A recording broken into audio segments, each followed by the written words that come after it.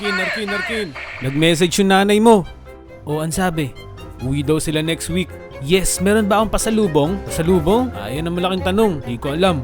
Pero, dun muna tayo titira sa Marikina ng ilang linggo. Habang dito pa sila sa Pilipinas. Okay, sa kasama ka na daw pagbalik nila sa Amerika. Ayoko! Tuwing umuwi yung nanay ko galing sa Amerika, of course, hindi mawawala yung pasalubong. Ang sarap lang sa feeling na may uuwi kang kamag-anak mo na galing sa ibang bansa. Ang refreshing sa feeling. Di nga lang ako nakakasama sa pagsundo nung bata ako. Kaya tuwing umuwi yung nanay ko, paggising ko matik, nandiyan na sila. Kaya madali-madali akong bumaba sa hagdan. Pero grabe no, iba talaga yung aura pag galing ibang bansa. At yun, niyakap ka agad ako ng nanay ko. At dito ko unang napansin na bakit ganun? Amoy imported sila. Pero pag tayo yung nagyayakapan, hindi ganun. Wala akong sinasabi Nak, ito na yung mga pasalubong ko sa'yo. Pasalubong? Ito din yung inaabangan namin magpipinsan nun kapag umuwi yung kamag-anak namin galing sa ibang bansa. Yung box na malaki, tapos kakaiba yung amoy. Amoy package. Huling nakaamoy ako nito nung nag-order ako sa Amazon. Not sponsored, pero baka naman. Pero curious lang talaga ako kung bakit ganun yung amoy ng balikbayan box. Ang nostalgic nito para sa akin. Meron bang ini-spray sa loob? Meron bang amoy ito ng airport? O ganun ba talaga amoy ng hangin sa ibang bansa? Kung ganun, kapag nagpadala ba ako ng pasalubong sa ibang bansa, yung amoy niya, amoy usok? Buti sana kung amoy barbecue Anyway, at dahil nanay ko nga yung umuwi nun at ako lang naman yung anak niya dito sa Pilipinas, meron akong sariling package at halo-halo yung laman nito. Water gun, mace toy, mga damit, sapatos. Siyempre hindi lang sa akin ito mapupunta. Dahil nga madami kaming magpipinsan sa isang bahay, paghahati-hatian namin yung mga damit at hiraman kami sa mga laruan. Kapag may umuuwi galing ibang bansa, hindi rin mawawala yung pagpasyal sa iba't ibang sulok ng Pilipinas. Kaso, wala akong maalala dati na umuwi yung nanay ko pero pumunta kami sa malayong lugar.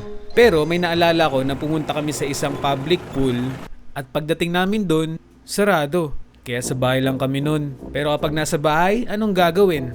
Kakain, magkakwentuhan, lalo na sa ibang bansa sila nakatira. Madaming baong kwento yung nanay ko. Kaya lahat ng kwento nila, sige, ikwento nila. Bata pa naman ako nito kaya nakikinig lang ako saka sumasagot sa mga tanong-tanong nila.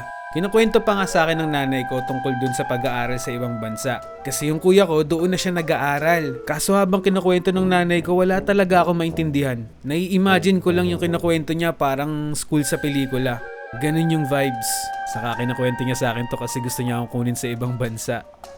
At syempre, tong kuya ko, doon na rin siya lumaki sa ibang bansa. Kaya meron siyang accent. Hindi Tagalog, hindi Batanggenyo, hindi rin Caviteño, syempre hindi rin Bicolano at Bisaya accent. Halata naman. Ang accent niya ay American accent. So syempre nosebleed ako. Imported tong kuya ko Kuya, na quality control ka na ba? No. What you mean, bro? Kaya pala Why? Pilipino ha, pero English ka ng English. Guys, pwede ba tong i-return? Peke yata tong nabili ko. Refund. Peke to peke. Sa paraan nila ng pakikipag-communicate, makikita naman natin dito ang kakaibang pamumuhay nila doon. Kultura. Iba yung routine ng kuya ko, iba yung kinakain, iba yung mga nakasanayan nila. Inintroduce pa nga ako ng nanay ko noon, sabi sa akin, "Halika nak, gawa tayo ng chocolate covered apples." Ay nako naman, napakasarap pakinggan, di ba? Chocolate covered apples. Sa panahon ngayon, sobrang dali na lang gawin nun di ba? Pero dati wala pa tutorial yun sa mga cellphone. Walang ganun. Parang golden apple. Sa ibang bansa lang yun. O kaya kapag madami kang dollars. At nung first time kong matikman yun, nothing special. Lasang mansanas lang na may chocolate. At syempre, hindi lang naman puro kain at kwentuhan sa bahay. Nagplano rin kami na pumunta sa mga mall. Kung alam niyo yung riverbank sa Marikina, yes, doon. Doon ko nakuha yung pinakauna kong electric guitar. At paano ko nakuha? Ito, kukwento ko sa inyo. At bago kami bumili ng electric guitar, tinuli muna ako dito. Kaya naman fresh na fresh pa ang tuli ko dito. Kaya medyo nakakahiya yung paglakad ko sa mall. Para akong alimango nun, tapos hawak pa ako ng nanay ko. Habang naglalakad kami ng nanay ko nito, sinisiksik ng nanay ko yung kamay niya sa kilikili ko. Ayoko kasi basa yung kilikili ko nun.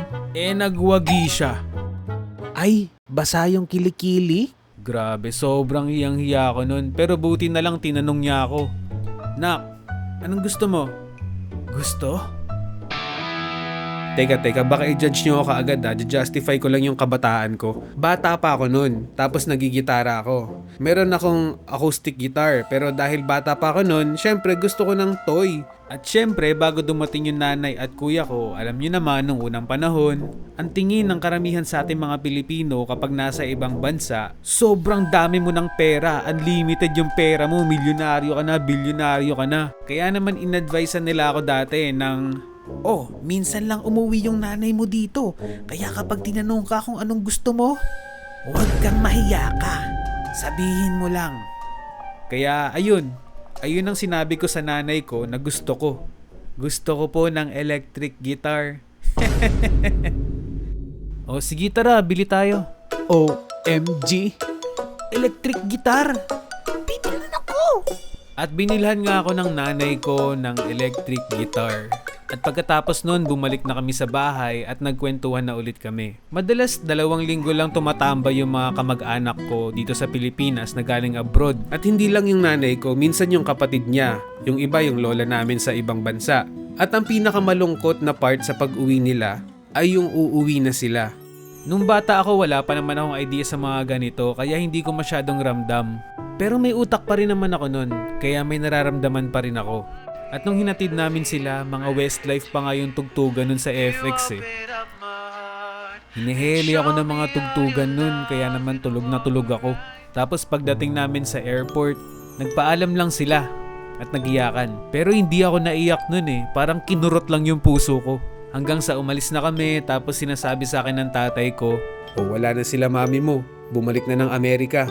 Pero sa akin, bilang bata, alam ko na babalik din naman sila ulit. Marami pang next time na pwede silang umuwi dito sa Pilipinas. Pero eto, dagdag kwento lang. Yung kapatid naman ng nanay ko na bumabalik din dito sa Pilipinas, nung umuwi sila dito 5 years ago, medyo lumalaki na yung utak ko nito tapos matanda na rin. Nung hinatid ko rin sila sa airport, naiiyak siya. Kasama pa nga yung mga pinsan ko nun. Pero alam niyo yun, kapag may umiiyak sa mga ganong senaryo, nakakaawa. Pero sa mindset ko, pinipigilan ko kasi hindi pa ito yung last. Madami pang next time. Kaya sabi ko, bakit ka umiiyak? Tapos ang sagot niya sa akin, di ko rin alam, basta naiyak lang ako. At nagpaalam na talaga at naglakad na sila palayo abang umiiyak siya. Sa kanong bata ako, tuwing umaalis na kami sa airport, kahit nasa loob pa kami ng sasakyan, basta may dadaang eroplano, laging sinasabi sa akin, ayan na sila mami mo. At syempre ako naman magbababay. Kaya nung bata ako, tuwing may dumadaang eroplano, palagi ako nagpapaalam. At yon ang kwentong Balikbayan Nanay Edition. Di man ako yung balikbayan, yun ang experience ko sa mga balikbayan. At kung may balikbayan experience ka din, kayo, at relate kayo sa kwento na to, comment down below para kunwari nakikipagkwentuhan kayo sa akin. Dahil magkakaintindihan tayong dalawa. Yun lang. Bye. Bye-bye.